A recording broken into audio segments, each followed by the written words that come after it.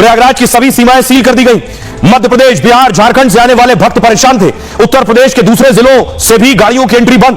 प्रयागराज से सटे बॉर्डर पर 2 लाख गाड़ियां फंसी हुई हैं। कौशांबी, जौनपुर जैसी जगहों से लोग पैदल ही चल रहे हैं। यानी महाकुंभ के लिए 50 से 100 किलोमीटर तक लोग पैदल चल रहे हैं। अब देखिए अलग अलग शहर का हाल। वाराणसी में प्रयागराज जाने वाले सभी रूट पर बैरियर लगा दिए गए। महाकुंभ जा रही 40,000 गाड़ियां रोक दी गई। 200 से ज्यादा बसें घंटों से रास्ते में फंसी रही। प्रयागराज के रास्ते 20 किलोमीटर लंबा जाम लग गया। चित्रकूट, प्रयागराज से चित्रकूट सिर्फ 125 किलोमीटर दूर है, लेकिन 10 से 12 घंटे से भारी जाम लगा रहा। 10-12 घंटे एक्सप्रेसवे पर 10 किलोमीटर लंबा जाम लग गया। प्रशासन ने कहा 4-5 दिन के लिए हमने रास्ता बंद किया है। मिर्जापुर, महाकुंभ में इतनी भीड़ बढ़ी कि मिर्जापुर रूट जाम हो गया। मिर्जापुर में 10,000 से ज्यादा गाड़ियां रोक दी गई। कल रात से निकले हजारों लोग अब तक नहीं पहुंचे हैं। प्रशासन लोगों से अभी प्रयाग न आने और जाने की अपील कर रहा है। इसके बाद कुछ लोगों ने मिर्जापुर में ही गंगा में स्नान कर लिया है, लेकिन बहुत से लोग 12 घंटे से जाम में फंसे हुए हैं। रीवा, मध्य प्रदेश से महाकुंभ जाने वाले लोग रीवा से होकर जाते हैं, लेकिन रीवा बॉर्डर पर 50,000 गाड़ियों को रोका गया। रीवा से प्रयागराज के रास्ते में 15 किलोमीटर लंबे जाम की खबर है। लाखों लोग 20-20 घंटे से रास्ते में फंसे हुए हैं और ना वो घर लौट पा रहे हैं और ना महाकुंभ आ पा रहे हैं। ये हालात है। हाईवे पर पुलिस और मेडिकल स्टाफ लगाया गया है। तो ये स्थिति इस वक्त बनी हुई थी।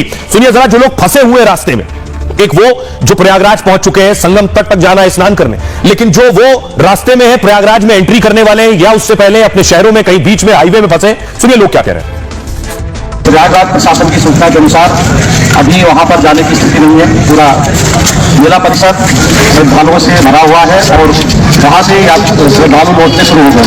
पिछले 24 घंटे तक वहां पर प्रवेश रोका गया है। तो अभी यहाँ पे रोका गया है क्या आपको? कितनी देर से रुके हुए आप लोग? करीब 40 मिनट। नाम है दिलेश सिंह। कहाँ से हैं आप? हम पुणे से आए। यहाँ भी चाक घाट बॉर्डर पर आप कितने घंटों से इंतजार कर रहे हैं? 3-4 घंटे हो गए। 3-4 घंटे हो गए। अभी क्या उम्मीद लग रही है? खुल जाएगी थोड़े टाइम में, 1-2 बजे तक खुल जानी चाहिए। फोर्स इसके अलावा जो पुलिस करके लगातार व्यवस्था बनाने में लगा हुआ है। लोगों का प्रयास है कि जितना जल्दी यात्री उनकी वो प्रस्थान कर रहे हैं वो यहाँ उनको रिसीव करना होगा। अब भाई आपको बताऊं, ये जो भगदड़ मची ये संगम नोज पर मची है। आपको दिखाने जा रहा हूं, जो लोग नहीं गए वहां तक, ये संगम नोज है क्या। ये जो तस्वीर आप देख रहे हैं, ये जो कर्व आप देख रहे हैं, यू कर्व जो आप देख रहे हैं, इसी को कहते हैं संगम नोज। संगम नोज, जहां संगम हो रहा है, तीनों नदियों का संगम हो रहा है, तीनों धाराओं का संगम हो रहा है, ये है वो नोज। इसलिए जो भी श्रद्धालु भक्त पहुंचता है उसकी कोशिश है कि जहां संगम हो रहा है वहीं पहुंच जाऊं, उसी नोज पर पहुंच जाऊं। ये आप देख रहे हैं जो यू बना हुआ है, जो कर्व है, इसी को संगम नोज कहते हैं। तो इस नोज की अहमियत क्या है, मान्यता क्या है, यही वजह है कि भगदड़ इसी जगह पर मची। जो लोग गांव शहरों से आए थे वो यही कल से रुके थे। उन्हें लग रहा था जैसे ही मौनी अमावस्या होगी यही नोज पर बैठे, यही डुबकी लगाएंगे और चले जाएंगे, इसलिए भीड़ वही नोज पर और ज्यादा बढ़ गई। लेकिन देखिए जरा इसकी खासियत क्या है। ये जो आप देख रहे हैं कर्व, ये आगे आप देख रहे हैं पानी, आपको नजर आ रहा है दोनों तरफ से पानी आकर मिल रहा है, यही है संगम नोज। महाकुंभ के दौरान संगम नोज पर भगदड़ मची है। प्रयागराज में ये संगम नोज आकर क्या है, आकार की वजह से संगम नोज नाम पड़ा है इसका। प्रयागराज में गंगा, यमुना और सरस्वती का संगम यहीं पर होता है। तीनों नदी का जहां संगम होता है वही है संगम नोज। गंगा, यमुना और अदृश्य सरस्वती का संगम होता है। यहां दोनों नदियों का पानी अलग अलग रंग में दिखाई देता है। यमुना का पानी जहां हल्का नीला होता है, वहीं गंगा का पानी हल्का मटमैला दिखाई देता है।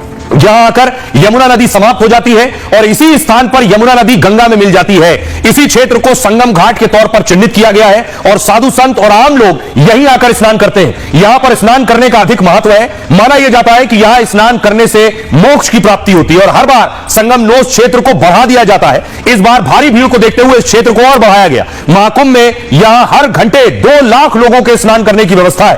पहले यहां हर घंटे 50,000 लोगों के स्नान की व्यवस्था थी, लेकिन उसे बढ़ाकर 2 लाख किया गया। आइए अब आपको सुनाता हूं, सुनिए जरा साधु संत क्या कह रहे हैं। श्री धैर्यपूर्वक सब स्नान करें, ध्यान करें, जब तप करें।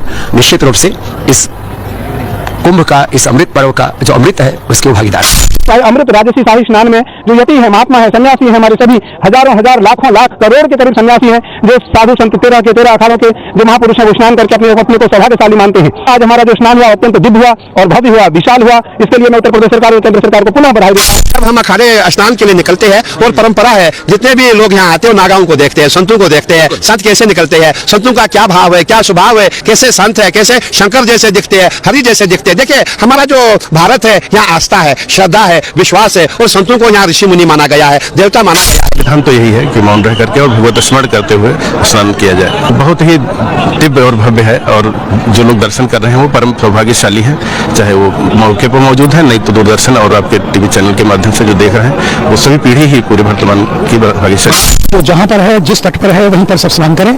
सामूहिक स्नान को हमने रद्द किया है, स्नान सब करेंगे, लेकिन अब जहाँ जगह मिले वहीं स्नान करें। अगर आप महाकुंभ जा रहे हैं, जाने की सोच रहे हैं, प्लान कर रहे हैं, तो जरूरी जानकारी आपको बताऊं कि भगदड़ से कैसे बचना है आपको। जब इस तरह की भगदड़ आए, ऐसे हालात बन जाए, तो क्या करें।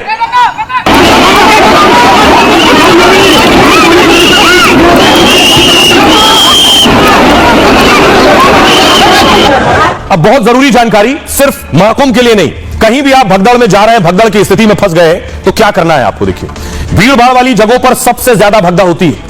महाकुंभ में तो श्रद्धालुओं की संख्या करोड़ों में है। ऐसे में भगदड़ जैसे हालात बनने लाजमी है। तो भगदड़ की स्थिति में अगर आप फंस गए, तो सबसे पहले क्या करें, अपने शरीर को संतुलन करें, उसका कंट्रोल करें कि वो बैलेंस बन जाए। किसी भी हालत में खुद को गिरने से बचाएं। गिरने की स्थिति में क्या होता है, बाकी लोग कुचलते हुए आगे बढ़ जाते हैं, जो गिर गया फिर वो उठ नहीं पाता है। इसलिए पहली मुद्रा यह है, दोनों हाथों को क्रॉस करते हुए सीने पर रख ले। इससे क्या होगा, दम घुटने की संभावना कम होगी। और पैरों को क्या करें, नीचे आप देख रहे हैं, पैरों को हल्का फैलाकर खुद को खड़ा करने की कोशिश करें। इससे शरीर का संतुलन बन सकेगा। और कभी भी भीड़ के विपरीत जाने की कोशिश ना करें, उल्टा साइड में अगर कोई दीवार है या फिर कोई खंबा, कोई बैरिकेडिंग आपको दिख रही, तो उसे पकड़ लें और वहीं खड़े हो जाएं। भगदड़ की स्थिति में चीखने चिल्लाने से बचें। दूसरे को धक्का मारने में अपनी ताकत, अपनी ऊर्जा बर्बाद ना करें। और भगदड़ की स्थिति में दहशत और पैनिक में ना आए। खुद को शांत रखने के लिए गहरी सांसें लें। भगदड़ की स्थिति में अफवाह से भी जरूर बचें। ये सारी चीजें, सारे उपाय आपको करने हैं भगदड़ की स्थिति में। सुनिए जरा डीआईजी क्या कह रहे हैं। स्थिति ठीक है। आज जो सुबह घटना हुई, उसका यद्यपि हम लोग अभी सारे कारण दिखा रहे हैं। जो आज की जो घटना थी, संभवतः उसका कारण ये रहा कि पब्लिक का चूंकि प्रेशर बहुत ज्यादा था। आज कुंभ में 10 करोड़ का आंकड़ा जो पार हुआ है आने वालों का, तो भीड़ का प्रेशर इतना था कि किसी संभवतः गेट पे, चेंजिंग रूम की गेट से किसी के पैर टकराने की वजह से वो गेट गिर पड़ा और एक भीड़ के हिस्से पे गिरा, जिसकी वजह से पैनिक वहां पे हो गया। और पैनिक पब्लिक पे जब गेट गिरा तो उसकी वजह से ये हादसा हुआ। अब सवाल ये